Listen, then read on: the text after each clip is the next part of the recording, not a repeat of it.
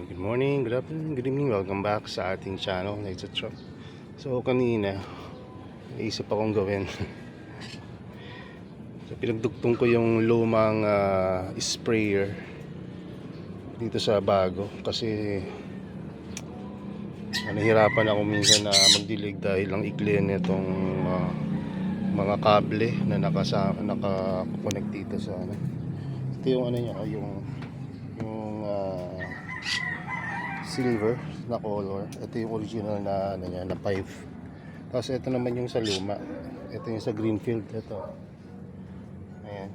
So ang ginawa ko, dahil magkaiba ng model, sabi ko hindi ko connecta dahil maaaring iba-iba yung size. Pero mas maganda pa pala dahil mas napag-connecta ko pa. Kasi kung parehas na model, hindi magko-connecta dahil parehas sila ng ano alam niyo po yun, yung male and female pagdating sa mga piping. Hindi ko alam, hindi ako masyadong magaling sa ganyan. Pero ayun, nai-connect ako. Sa madaling salita, nai-connect ako at abot na kung saan saan. Kung dati nahihirapan ako diligan yung mga dulo nito, yung mga nandoon, ayun, dali-dali na ako. Pati yung dyan. Tapos hindi ko na kailangan buhatin kung saan saan to dahil abot na ang haba. So bakit ko ba sinishare ko sa inyo? Dahil sa pag-aalaga ng carnivorous plant, hindi lang lagi na dikahon dapat yung pag-aalaga natin. Kung may nakikita tayo na hindi maayos, halimbawa may namatay na halaman, kaya ginawa mo na naman lahat, no? Pulsan, low mineral water, low mineral soil, diba? So namatay pa rin. So ano naging problema? So kailangan mo mag-isip something outside the box. Tulad nung ito nangyari dito. Karoon na, sabi ko bakit sa lahat ng trays ito lang yung nabubulok. Tapos nang check ko, masyado na palang madumi. Tapos nung hinawakan ko yung mga paso niya, kargado ng mga tubig na hindi na-drain. So ano nangyari nung masyadong waterlogged? Kaya root rot. Ayan, although masisave pa naman yan. Ito lalo na ito, pinakamalala. Root rot. Siyempre itong mga nilagay natin ng mga kapensis. Parang may mga tumulong bago. So ano yung natutunan ko dito? So kaya naman pala na hindi ilagay sa stagnant water na tray. So ang ginawa ko, tinanggal ko yung ito. Tinanggal ko tong plastic na ito. Tingnan nyo kung gaano karami ito. Na hindi natin namamalayan yung ating mga trays. So ayan. Ito na. Line. So kung gusto niyo pa rin mag water tray, walang problema doon. Ang natutunan ko dyan, kapag marami yung sphagnum moss, tapos toppings may pure sphagnum moss tulad ng ginagawa namin dito, mas maganda na hindi ka mag tray ng stagnant. Mag tray ka lang pero patungan, no? Mas malaki yung ano na ito, malaki yung paso, mas mataas, mas matagal matiyo. Pero pansinin niya dito, stagnant rin naman to pero bakit hindi nag-root rot? Kasi nga mabababa yung mga tree, planter niyan. Ang planter niyan ay mga seedling tree na mas mababa pa sa seedling tree na to. Kasi ito yung mas malaking seedling tree. Sa isang tree nito na buo, ano ba to? I think 72 hole. Ito 105 hole to, no? So ibig sabihin mas malalaki to. Ito maliit. So maliit, mababa, konti lang yung media, so mas mabilis matuyo. So mahalaga yung na-observe rin nung isa nating followers at I think siya yung isa sa mga pinaka-active ngayon sa community. Sabi nga, mahalaga talaga yung drying period. So matagal na nating alam yan, pero minsan hindi natin napapractice dahil sa kabisihan natin.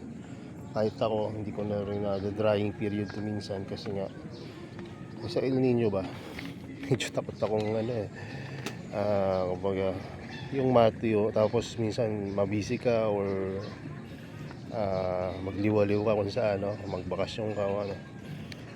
So hindi mo nadiligan, so mas mamamatay, di ba? So siguro ang magandang ano na lang dyan, kapag ang babakasyon ka, water spray mo. Pero kung regular ka naman nasa growing area tulad dito, hindi ano ka na lang, mag-misting ka. So pwede ka pa rin gumamit ng styro. Actually hindi ka namin tatanggalin talaga ito. So gagamitin lang natin ito bilang patungan. Kung gusto pa rin natin i-maintain yung styro tray plus yung plastic, no? Kailangan meron tayong media na high in perlite. Ayun, ito tulad na ito. Ito naka-water tree to, pero mamayang tanghali tuyo na ulit to. So bakit? Kasi high in perlite po media na ginamit ko dito.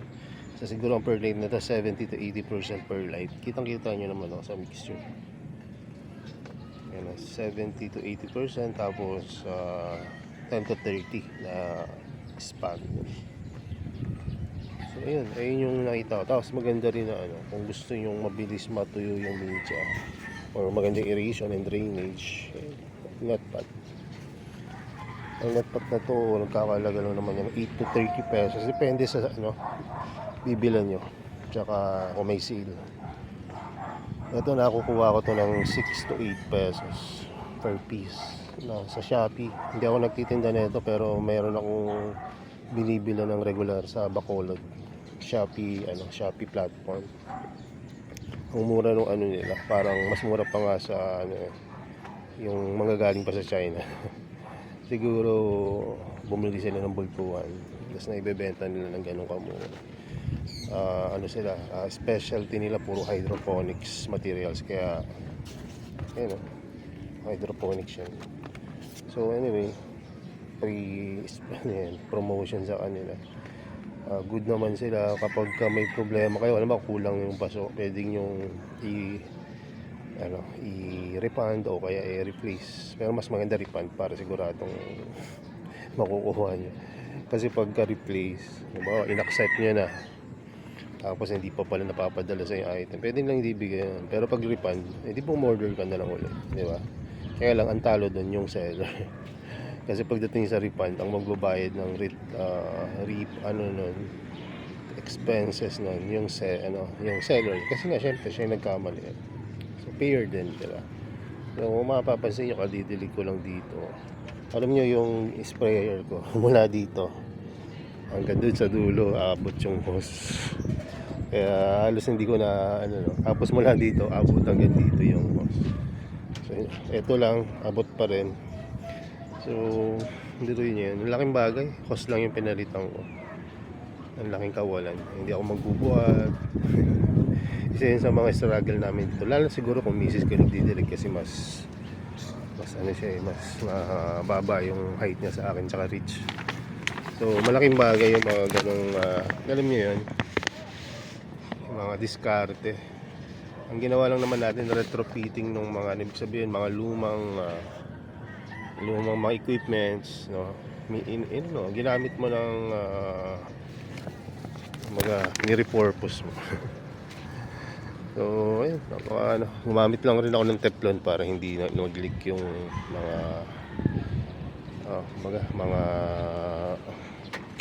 mga fittings niya. So ingat lang rin kayo kung gagawin yun, kasi mga plastic yan. So matibay naman yung grade ng plastic na ginamit, pero syempre pag nag-crack yan, mahirap na i-repair. So yun, dahan-dahan lang yung mga pagpipit ninyo. So ito, update pala dito sa siguro natin bago tayo magtapos.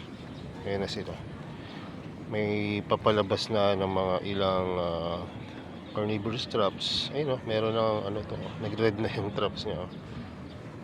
Ang inaano ko lang dyan, nagtutuyo na yung mga ibang leaves niya. Ayokong